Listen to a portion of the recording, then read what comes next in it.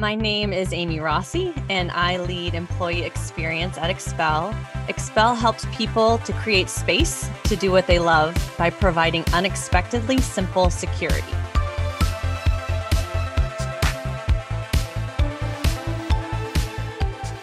When we knew that there was a possibility for COVID-19 to have some major impacts for us here in the US, a small group of us, so our CEO, our CISO, as well as our chief counsel and myself, started meeting nightly to track what was going on and what should we be doing. I take it back to one of our most important values in taking care of our people first. So what is it that we needed to do in order to take care of our people first?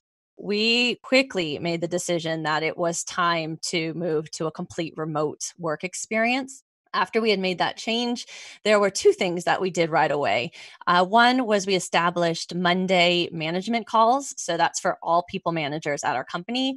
And we share what's going on at our company, outside of our company. We share learning resources that are timely. So, for example, things like how to deal with Zoom fatigue or what are some specific questions you should ask during your one-to-ones. Then we also increase the frequency of our all company meetings. We call them barn doggles. So instead of meeting every month, we now meet every week on Wednesdays. And same thing, it's really to increase communication, which is so important during this time. Building and scaling a great place to work has been my top priority since I joined Expel. And I've focused my team around what I call the four M's: mantras, management, measurement, and machinery. And one of those mantras that we talk an awful lot about is that we take care of our people first. And this has not changed during COVID. In fact, it became even more important and became the guide that we used as we made decisions around taking care of our people first. All of us start a year by having goals and priorities and creating a plan. And so when COVID hit, one of the things that my team did was we went back and we relooked at that plan.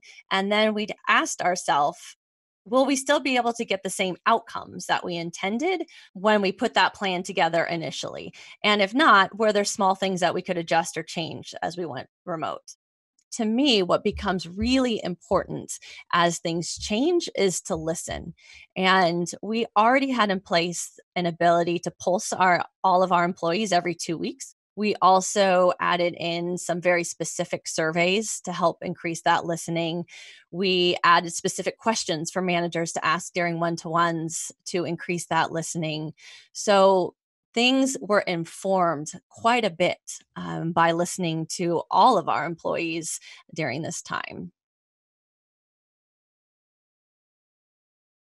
It was really important because it came at a time when parents really needed to celebrate this connection between work and their families.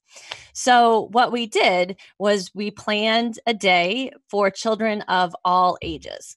And the day started with our head of sales, Denise Heyman, who did a story time for our youngest children. And Liz Barrows, who is a leader on my team, she had thought in advance to send that same story to the children so that they had it in their homes.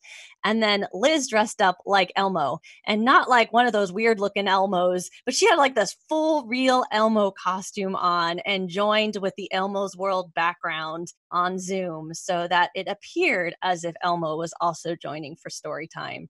So that kicked off the day. And then we had sessions throughout for other children of different ages. So, for example, we had rocks and minerals to learn about the scientific process. And we had a session on how to stay safe online. And then our founders did a session on how to create a company for some of the oldest children and teenagers.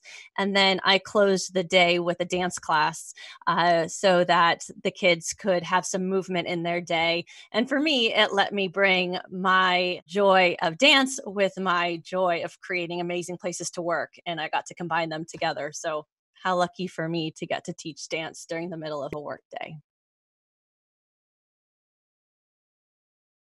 So, as I look to the future and think about the work of employee experience, there are a couple of things that we're going to know to be true. So, one, this idea of work from anywhere, that is now a reality.